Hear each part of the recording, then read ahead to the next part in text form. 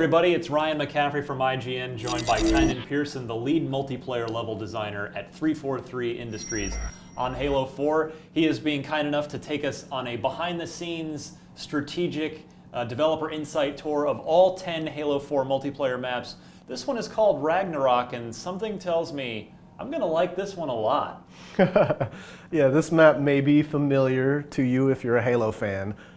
This is the return of a curious gorge that was once in a Halo title before. Well, that narrows it down to 2 maps, so let's see which one it is. All right, Ragnarok is the return of Valhalla.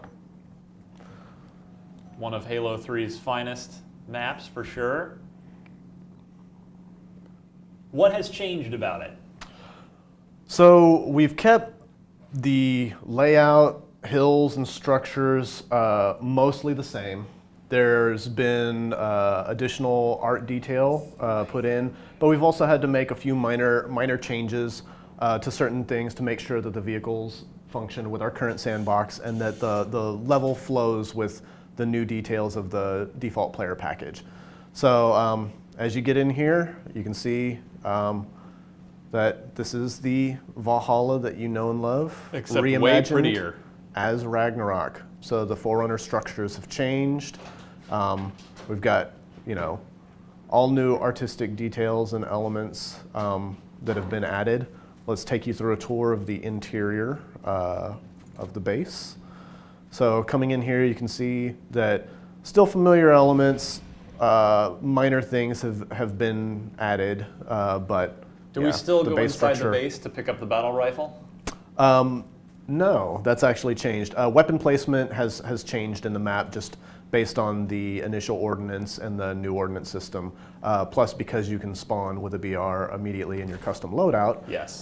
There's no need to actually have it placed in the same location. So do we still have a power weapon in the middle of the map? There are power weapons in the map. Some of the initial ordnance actually spawns randomized locations of power weapons, one of which is the binary rifle, which is a one-shot precision kill weapon. It's the Forerunner sniper rifle, but the interesting detail about it is that whenever you do pick it up and you zoom in, there's a red laser leading exactly back to where you're pointing at, and it can kill in one hit any location. So you can graze somebody's toe and they will still disintegrate.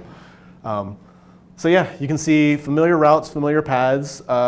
Again, some of the details of certain jumps and how the rocks are shaped and some of those details have definitely changed. But for the most part, it's incredibly familiar and still plays just as great, though in a completely new way with the updated Halo 4 sandbox elements and loadouts. So we have, back by the base, we have a Warthog, we have a Ghost, but we also have something else.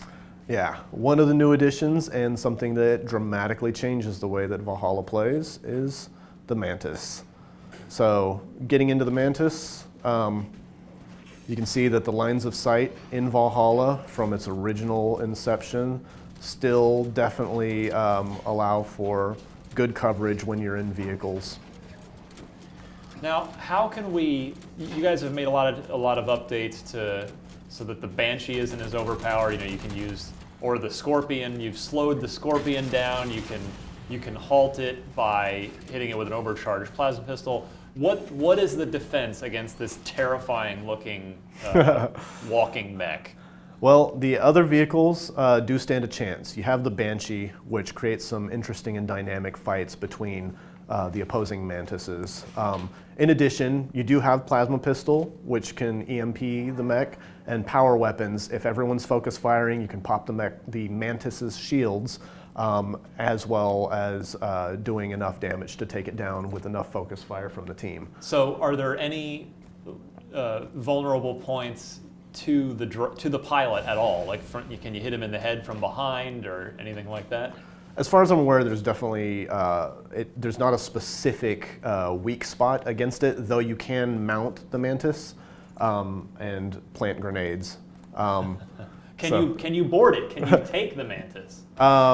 You can destroy it. You can't take someone out of it. Okay. So otherwise, that changes the way that that Valhalla feels, or Ragnarok, our reimagining. But the other thing is that with the addition of armor abilities, which is new to the way that you would traditionally think about Valhalla, it changes the dynamic of the level quite a bit. How so? I'd love to hear an example or two out of that. What couple of armor abilities might really shift the way this map plays and feels? Well, first and foremost, sprint by default means that you can cover a lot more ground without the use of vehicles. So it gives you a little bit of an advantage in getting out of some of the distance combat. The other thing is just in general, you've never played Valhalla with armor abilities. So everything from jetpack to thruster pack, the shield, regen field, just camo. They all change the way that the map feels and some of the strategies that you can use. And the cool thing is that we've seen a lot of like dynamic fights happen over certain areas that, you know, you would never get in Halo 3. Now, Halo games, every Halo game, of course, obviously since the first one, has brought back maps from previous Halo games, because they're just, Halo, if nothing else, is known for its classic multiplayer maps. What made you guys, when you're putting Halo 4 together and you've got your new sandbox, you've got your new vehicles and armor abilities, what makes you sit down and go, you know what, let's bring back Valhalla?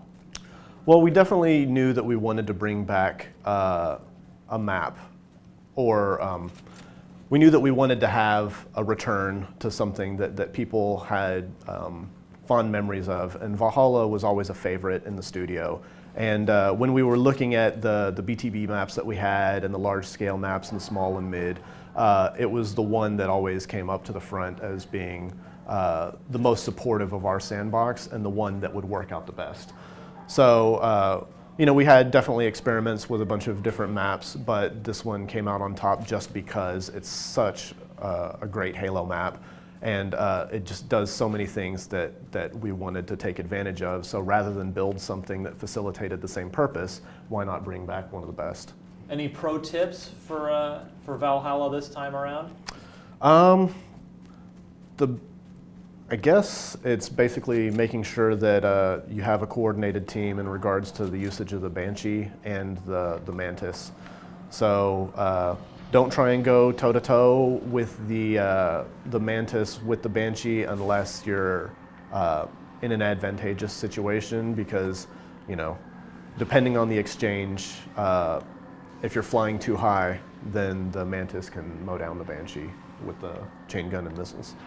That actually brings up a good point before we close out this particular video.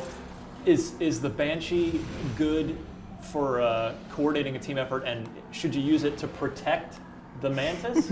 Can the two of you, I mean, the Mantis is obviously very slow and the Banshee is very quick, but if you sort of circle around the Mantis, is that a good way to protect your player in the Mantis? It's definitely possible. I mean, the great thing about the Halo sandbox is that everybody plays differently, and it's up to teams to kind of define their own strategies.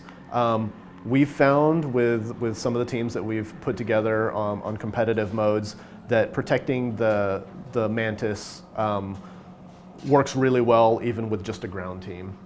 Just people clearing them out and making sure that the Mantis isn't fully exposed and out of cover. But again, a good Banshee flyer, you know, is always going to be devastating with the Banshee bomb, which makes a comeback. So making sure that you use cover and you know, keep out of range of some of the longer range power weapons, you'll be able to defend the Mantis with a Banshee. So coordination is always good. Although now that I actually think about it, maybe would the Ghost be a better protector, because you really can just sort of stay with him and circle around him. It's possible. Yeah, I mean, that's the great thing about Halo is like it's up to people to kind of experiment with the things that they feel might work, and you might be able to test that whenever you play yourself. So let me know what you think whenever you you get in there and you're trying to find a way to protect your Mantis. Well, that is Valhalla returning as Ragnarok. Keep it locked to IGN for developer walkthroughs of all 10 Halo 4 multiplayer maps.